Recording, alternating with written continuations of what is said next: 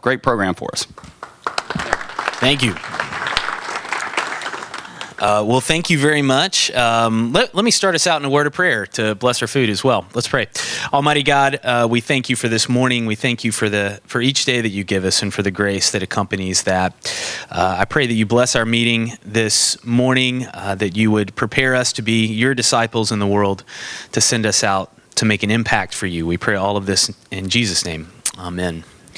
Well, thank you so much for letting me come and talk to this austere body this morning. I am very pleased to be a part of this group and the work that is going on here. Very excited about the potential in the future of men's ministry here at Brentwood UMC. And I see a very bright future up ahead for everything that we're doing here. Before coming here, as Alan mentioned, I went on a lot of middle school retreats. I served as the youth minister at Dunwoody United Methodist Church, among other things, including some family ministry and leading our contemporary worship at that church. Dunwoody is a congregation of about 5,000 members, so not quite as big as Brentwood. And so I did go on a lot of retreats. I am excited for our retreat, though, that I'll get to sleep in a bed, or at least I hope I will. I've slept on quite a few floors and air mattresses and all sorts of things. I'm glad not to have to do that, or maybe not have to do that too much anymore. So although I did love youth ministry, and love seeing the impact and the faith development in kids. And that's really what I want to talk about this morning is faith development. And not just how it happens in the lives of kids, although that's part of it. And hopefully this can maybe be beneficial to you as you are thinking about raising, some of you raising kids right now, some of you helping to raise grandchildren, or maybe some of you in mentor relationships, either currently going on or potential mentor relationships with young men. And so I hope that this sort of covers a broad range of this, some of the things that I've studied, some of the things I've learned about faith formation, as well as in our own journey. So I'll start with this story. It was a Sunday morning, and I was scheduled to be one of the liturgists in our church at Dunwoody. And like we do here at Brentwood, all of the ministers, we were congregating outside of the sanctuary and greeting people as they were coming in and shaking hands. And I saw a son and a father come in. Now, I somewhat knew this family, or at least I kind of knew who they were. I'd had small talk and conversation with them before. They were loyal church members, well established in the community. They certainly supported the church. Anytime that I was assisting in worship as a liturgist or preaching, I would always see the family sitting together on the right side of the sanctuary in one of those middle pews. So I knew who they were. They were faithful attenders. Now, the son had come through the youth ministry a few years before, although I would not have called him a very active participant in the youth ministry. He came regularly when he was in middle school, but in high school he was not super active in the program for a variety of reasons. He went to a private school with a large workload that they put on him. He was a multi-sport player and very good at a couple of those sports, and so he spent a lot of time doing that. And in fact, when he hit high school, probably about ninth grade, I don't remember seeing him very much until probably the senior recognition breakfast that we had right before he graduated high school and then left for the University of North Carolina in Chapel Hill. Now, when they came in the narthex that morning, I greeted them. I shook both of their hands. I asked how the son was doing at UNC, and I got a quick update on how things were going. They were going well. And as they were walking away, the dad turned to me, and he said, "I just want to thank you." And I said, "For what?"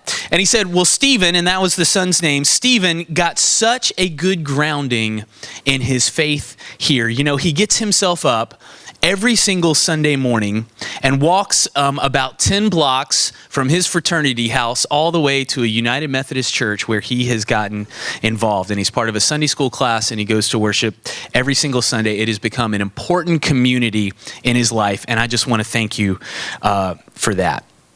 Now, to be polite, I just said, "Well, you're welcome." But inside, I was thinking, well, what did I do? I'm not sure exactly what I did. I mean, I got to know him a little bit when he was in middle school, but there were a lot of middle schoolers running around, and so it was hard to get to know all of the kids really deeply and one-on-one. And I don't remember him being just sort of one of those standout star church leaders when he was in middle school. And I'm pretty sure that I had about zero impact on him when he was in high school because I never really saw him. Of course, I would reach out to all of the kids every year and make an effort to go after the ones who weren't as involved. But there were 500 kids on roll, and there were over 300 that were active every single week. And so as much as I would like to be like Jesus and go after that one sheep, I'm not quite Jesus yet. And so unfortunately, I just couldn't make enough of the effort for all of the kids who weren't as actively involved. I was happy if I could get a few of them every year. And so this just sparked my interest, though, and it's a question that I really want to deal with this morning, which is what makes a person's faith stick?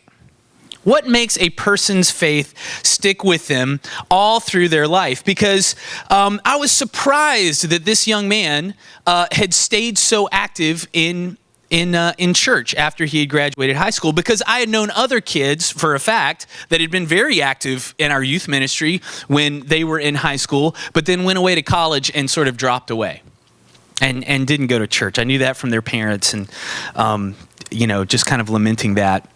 And so I decided to do a little informal survey, and I'm not a statistician, and so this was very informal. So I just kind of called around and asked some of our college students, if they were going to church, and encouraged them to be honest with me. Sometimes people have trouble with that with pastors. I just encouraged them to be honest with me, and are you going to church right now? Have you found a community? Are you doing that? And I found some interesting things. I just found some interesting patterns amongst the small group that I surveyed. I found that there were a regular group of college kids who attended a church, and I'm not talking about like a college ministry or sort of a small group program, although they might have been doing that, and those are wonderful things. I'm talking about a church congregation on Sunday mornings. But these kids had not been active in the youth ministry at our church. But there was one thing that they all had in common, and it's this: they were regular worship attenders with their families. Regular worship attenders. And this made me wonder this question: what is the most influential factors in a person's faith formation, and not just when they're teenagers, but for their entire lives? What is it that forms their faith? So I did a little research. Christian Smith is a sociologist out of the University of Notre Dame, and he studies trends in American U.S. religion. And he wrote this book a while back called Soul Searching, where he did a much broader survey than I did of young people and religious trends in the United States. And Smith identified a prevailing trend in U.S. churches that happened in the 70s and the 80s and the 90s specifically. So really a whole generation, really kind of two generations of churchgoers that grew up hearing this particular trend. And he named it kind of this big academic word. He called it moralistic therapeutic deism. Moralistic sounds like a professor, doesn't it? Well, let me break it down. It's actually pretty simple when you kind of break it down. It's a moralistic message because it chiefly focuses on being a good person. It says if you act and behave like a good citizen, if you make good decisions in your life, God is going to look favorably upon you and God is going to bless you. Now, it's therapeutic because it places a high value on good feelings and good experiences. So the goal of this message is that someone would come to a worship service or a Bible study or whatever it is, and they would be affected in some way. Hopefully 95% of the time they would walk out feeling good about their life. It's kind of a feel-good sort of Christianity, and we all want that. And it's deism because it sees God not as a personal and incarnated God, but as kind of distant, more like sort of a positive force in the universe. Deism, just a little history aside, deism was a religious movement in the 18th and 19th century. Many of our founding fathers were actually deists. And the metaphor that deists used for God was that God was like a clockmaker. So God created this very intricate, detailed thing, and then just kind of wound it up and stepped back and watched it run, but was not involved on a day-to-day basis in sort of the running of things. That was up to people. And the thing that would make God most happy was the decisions that you would make on a day-to-day basis. So being a moral person. And so what this means is that Christianity really is about being good.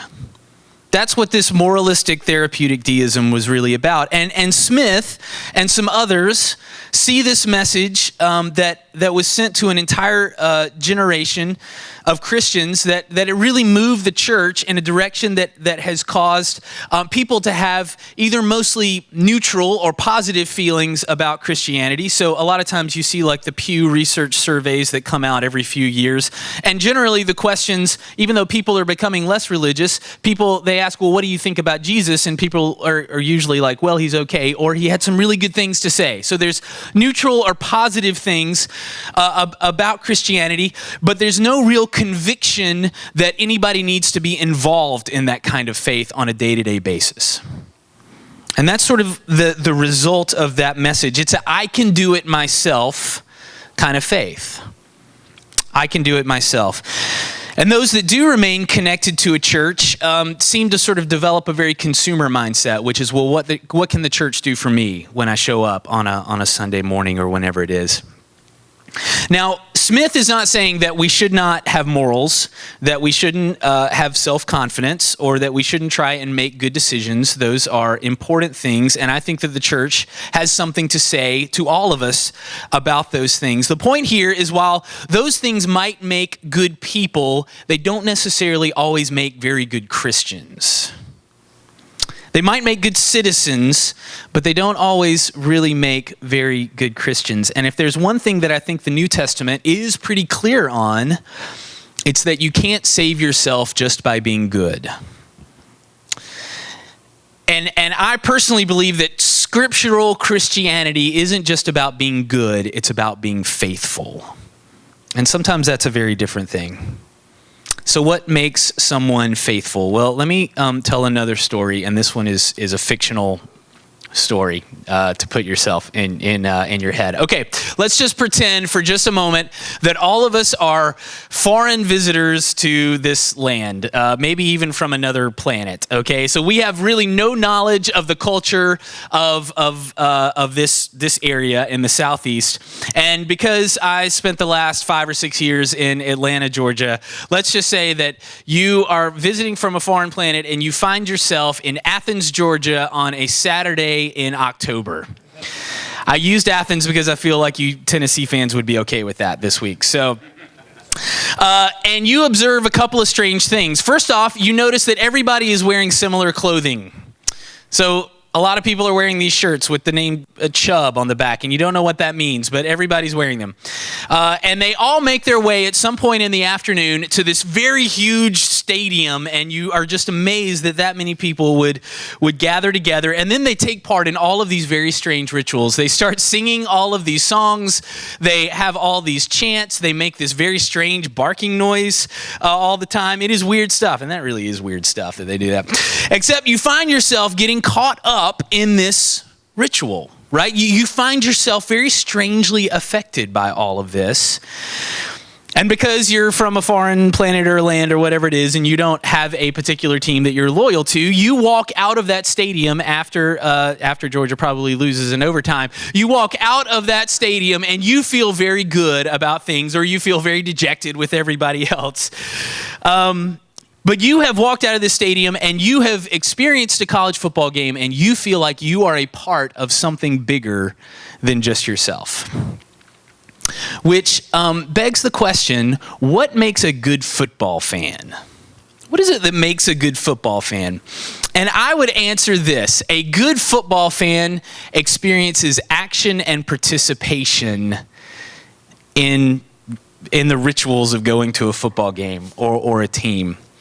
My bet is that if you are a big college football fan of whatever team it is, probably at some point in your life, whether you were a child or whether you were an adult, you experienced this feeling of something bigger than yourself. You took part in these chants, or you know these fight songs or things like that. So you had an experience of action and participation. I had that. I'm from Alabama originally. I grew up going to Auburn games. My mom and grandparents attended Auburn, and so that was just the team that we went for. And guess who I'm going to be rooting for tonight when they take on Kentucky? I'm going to be rooting for Auburn. I know the fight songs. I know all of this. Now, it is not always because Auburn has the best record, especially this year. Not the team that you would just be rooting for if you made a rational decision on whether or not you should root for a team. If we all sat down and we looked at it rationally and said, well, we're going to root for the team with the best records and the best players and all of that, we'd all be Ohio State or Alabama or whatever fans, LSU, the teams that have been really good over the last 10 years or decade or so, if we made a rational decision. But most of us, thankfully, don't make that rational decision. Now, transfer some of these same concepts and ask yourself this: what are the ritual forces, just like a football game, what are the ritual forces that impact your everyday life? And I'm going to ask you in your table conversations in a minute to kind of talk about that a little bit.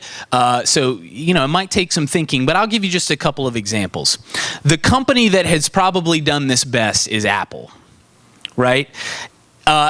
An iPhone launch is not just a product launch. It doesn't just show up one day in the store and you go, oh, I didn't know that was out. You probably know, if you follow technology or anything, or you probably know when Apple launches a new product. And that's because they have a whole event that goes along with it. I mean, they gather, 1,000 journalists in an auditorium when they want to announce a new product. People go out and camp out overnight outside the big Apple stores in New York or wherever it is to get this new product. It is an event. I will admit, I did that one time. I think it was back in 2008 when the second iPhone came out. And here's the reason I did it. I didn't do it because, wow, I needed a phone right then. I did it because I wanted to tell the story that I stood in the line in the Apple store in Boston in order to, in the cold, in order to get that iPhone. And it was a neat experience. They made it an experience for you. They really did. They kind of led you in and made you feel like a VIP, and they went down in very personal attention. And they do this over and over and over again. This company is very good about making sure that their product launches feel like sort of a ritual and a participation. Our political climate does this. Of course, we're really ramping that up right now.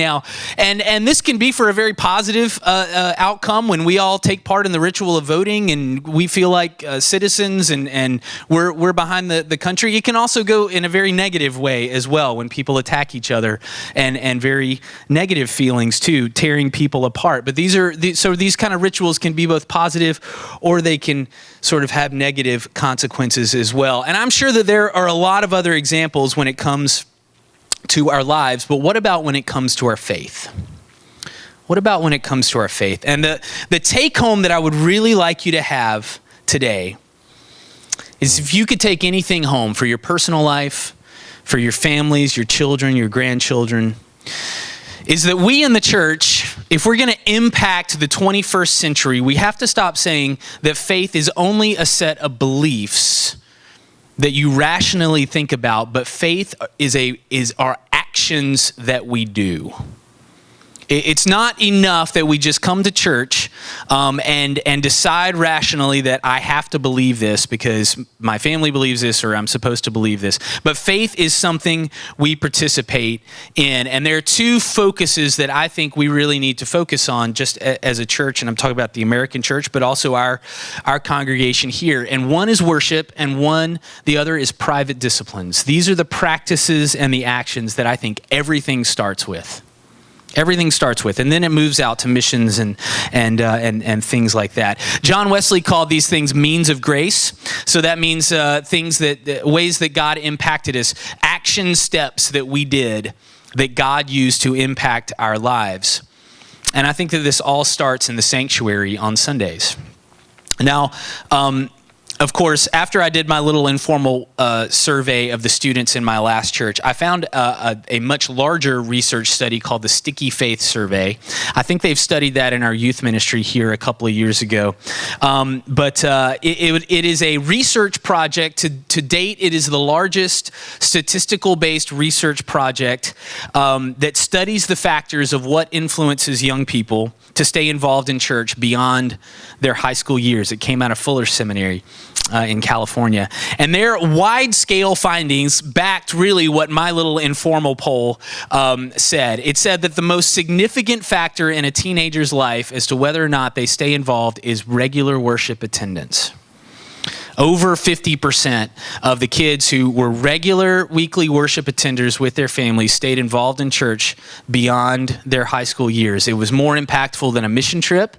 It was more impactful for a youth group, and it was significantly more impactful than Sunday school. Now, as a former youth minister and as somebody who supports youth ministry, you kind of go, okay, well, what does that mean? I think it still means youth ministry and children's ministry and all of these programs are still very, very important. I absolutely still believe those, but it's not where we start. I don't think it's where we start as a church. Where we start is in the sanctuary on Sunday mornings. And I think that this is true for us as well as adults. Our formation into disciples begins with the actions and practices that we participate in on a weekly basis. And things like prayers and singing and the liturgy and hearing God's word spoken, just like cheers and chants at a football game, these are practices that move us towards a desire for God. These are things that help shape our hearts. And the second set of practices, and these I wonder sometimes are the most ignored probably amongst people because they're tough. I mean, I absolutely admit they're tough, are the daily disciplines and daily practices that start with scripture and prayer especially. That these are the things that are done in private and they work differently on us. They call us to be more introspective, but they move us closer to faith. Now, I will say in closing that a lot of this research and a lot of these findings changed really how I do ministry and how I think about ministry. And it made me understand this quote from John Wesley. You may have heard this before, but Wesley said, "Holy solitary," so people who are alone, is a phrase no more consistent with the gospel than holy adulterers. The gospel of Christ knows no religion but social, no holiness but social holiness. Now, a lot of times people have interpreted that as meaning sort of working towards social causes in the church and things like that. And I do think that that is an important thing in the life of the church. But I don't think that's exactly what Wesley meant. I think what Wesley meant is action and participation that happens in a group. You can't be a solo Christian. You can't. The things that we do together on Sundays in studies, when we are together in places like this forms us to be more like Christ every day. And so I would encourage you, because it has changed my ministry, to go from thinking about how I can equip people to do it on their own to thinking about how can I help provide these kind of experiences in the church. And I think this is a great example, and I think things like the retreat that's coming up, these are great examples of the way that this happens. So these are just kind of some general thoughts that I have had and sort of some things that have shaped where I've been heading in my ministry in the last 5 years. I hope that it has maybe been a little interesting to you, and I would be glad to take any questions if you have any. Otherwise, we can kind of move into some of the table questions, table discussion. Yes, sir. Were you shocked that I would have thought that the youth groups and missions would have been far above attendance in church as far as what caused faith to be sticky? Was that amazing to you? It was really surprising to me. And of course, it kind of causes you to question your career a little bit and what you're doing. Exactly. It was very surprising, but I think the way it really changed the way I did ministry is that it allowed me to form some programs and things like that in the youth ministry. But then it really allowed me to put the emphasis on parents. When we kind of looked at it in the youth ministry, we went, well, if a kid is relatively active, so if a kid shows up between 60 to 75% of everything that we do, which is pretty active to show up to that much stuff, because we did a whole lot of stuff, then we would probably at most get about 60 hours a year of one-on-one time with any student. That's probably about average if they're pretty active. Parents, on the other hand, have, I think they estimated, 1,500 to 1,800 hours of possible one-on-one time with their children in a year. Which one is going to make the bigger impact? And to realize that made me go, you know what? I don't need to be trying to impact. I need to be encouraging parents to do that.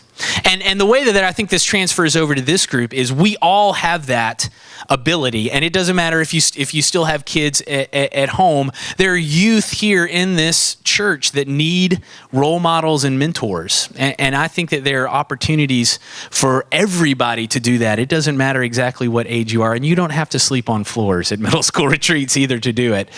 There are other ways, and so I would encourage you, if God has been leading you in that way to maybe take on some kind of mentor role, let me know. Let someone in our youth ministry role there are some people who do that, like Jeff, I was noticing, or do that. Yes, sir. I grew up, parents always went to church. Right. But I can remember when I went to college, I was so bored with church. Right. So, I still went. So it did have an effect upon me. But it goes back to, is the service that we have, interesting enough for children, so it's really captured at an early age. Yeah. Well, my personal opinion on that is that the church has a responsibility to do things with excellence. I think if a church service is super boring or something like that, then I would say the church needs to look at what they're doing, because I don't think a traditional worship service has to be that way. So I think there's an impetus on the church as well to beat that. Yes, sir. I moved back to Nashville a couple of years ago and had been searching for a church home. And I was active with the youth groups at my churches in Memphis, very active. And so that was one of the things that I was looking for, was a church that had a vibrant, active youth group. And you go to these churches and they'll all tell you, we really have a great youth program. When I came to this church, the thing that impressed me the most was going to the service and having the youth choir do that service, and to see all those youth up there every Sunday morning and the commitment they make to be a part of the worship service. I think a lot of churches forget about the youth when it comes to the worship service, to your point.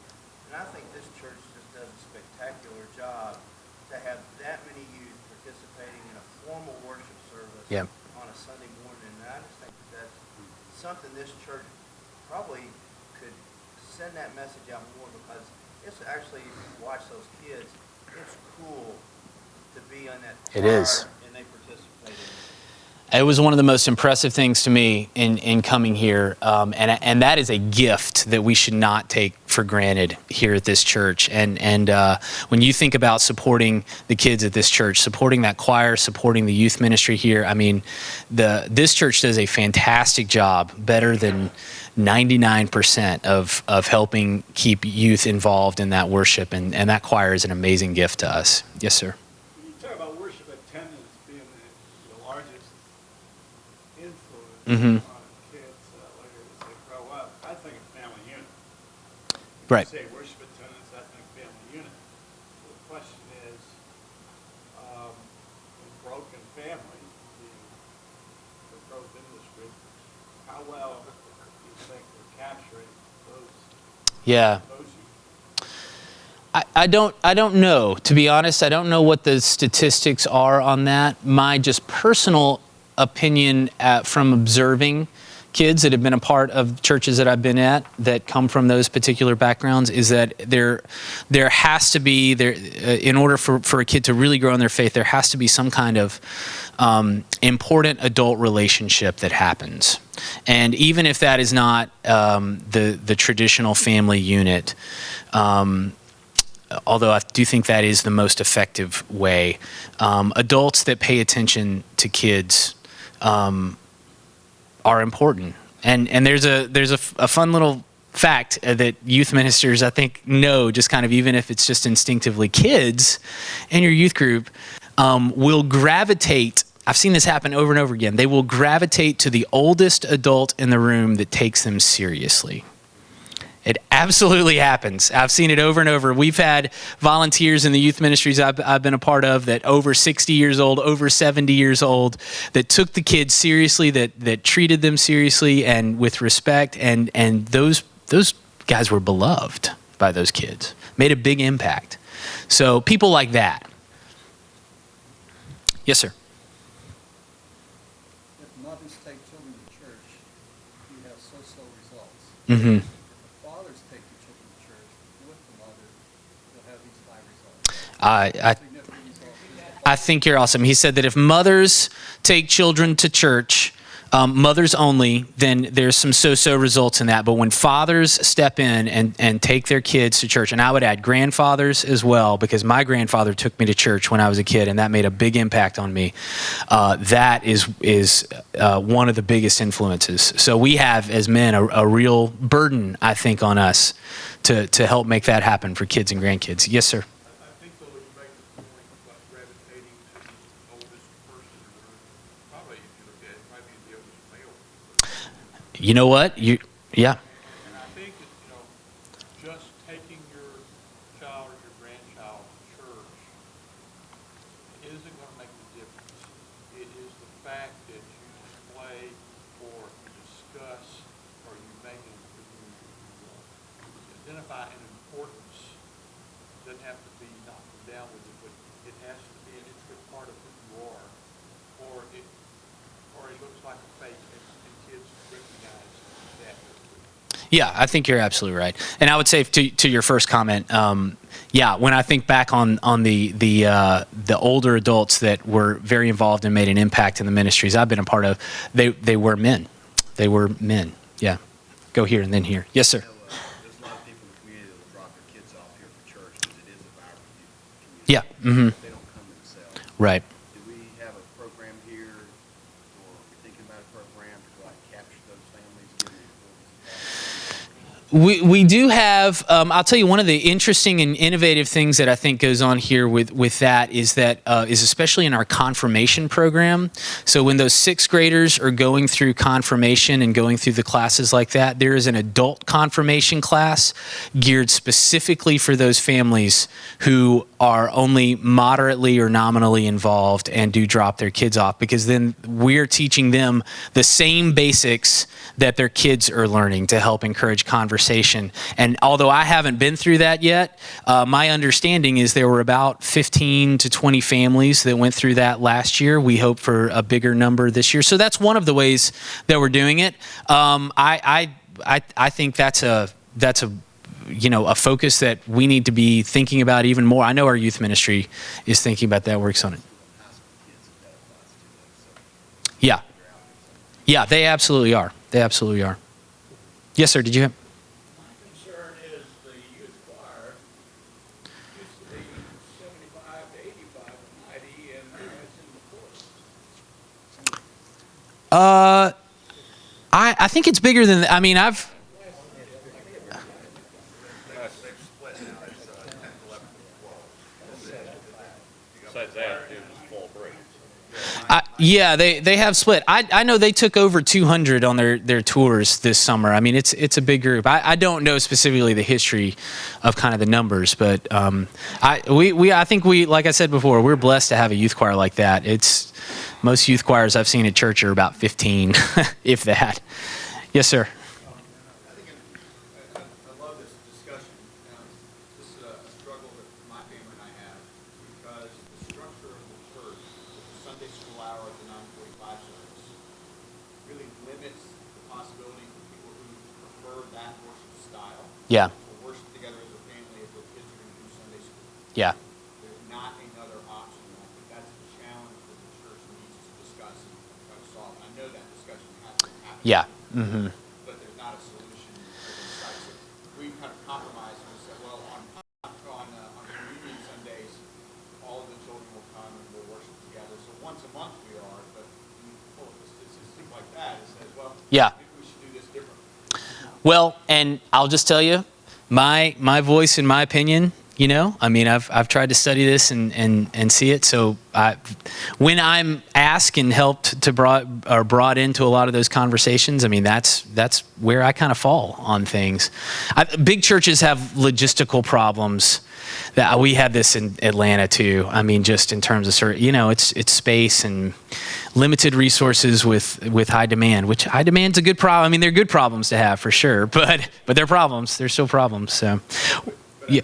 I think one thing that's necessary to solve that particular issue Mm-hmm. is building the groundswell to say this is important because it's Right. a team of volunteers to establish a whole other set of Sunday school classes Yeah. at 11 or 8:15 or whatever it is. Right. So it's going to take volunteer support for people to say, I understand why this is important, and we're going to commit to it. Yeah. Yeah. Thank you. Well, I think we're probably table talk time. Yeah. And there's some questions. One thing, just that I wanted to ask. Yeah. Sure. Part of what you said was faith is action. Yeah. So, and I think Jeff was talking about, there was mentoring opportunities in the church and then you followed up and said that they gravitate towards the oldest possibly male in the room. Yeah. Well, that kind of puts all of us together in that group. Yeah. What does what does the church have as far as that goes? Is there a formal program that I just don't know about, or where mentoring can occur, or how does that happen? Because we're trying to move towards action. Not Yeah, I think the biggest thing that our youth ministry does that allows for that space is in our small group programs that happen on Sunday evenings for middle school and high school kids. There are places to plug into that, and I'm leading one this semester. I'm not saying it's not a challenge. It can certainly be a challenge sometime, but it is just watching kids develop in their faith is just one of the most impactful things. I mean, it's one of the things that has kept me in ministry. It keeps me going on those really hard days to know that is happening. And even though I'm not as involved on a day-to-day basis anymore, one of the things I wanted to do when I got here was plug in to be able to do that, because it is a really inspiring thing to do. So that's one of the ways. But even things like volunteering on a Sunday morning to come and a lot of the Sunday schools break up into kind of smaller groups where it's smaller interactions, maybe 10 or 15 minutes that you get. But over time, you develop those kind of relationships. You get to know those. So if you are interested in those kind of opportunities, I would encourage you to contact Lindsay Brooks or Lee French in our youth ministry. Those are two names. Or contact me, and I can connect you with the right people. So if God's leading you in that way. So. They are always asking for a small group, Mm-hmm. leaders and mentors and confirmation mentors. They are always asking for folks and confirmation mentors in the children's ministry, yes. So consider it. Pray about it. It makes a big difference. Thank y'all. So on your tables are some, what I basically did was kind of put together a practices, or action and practices audit.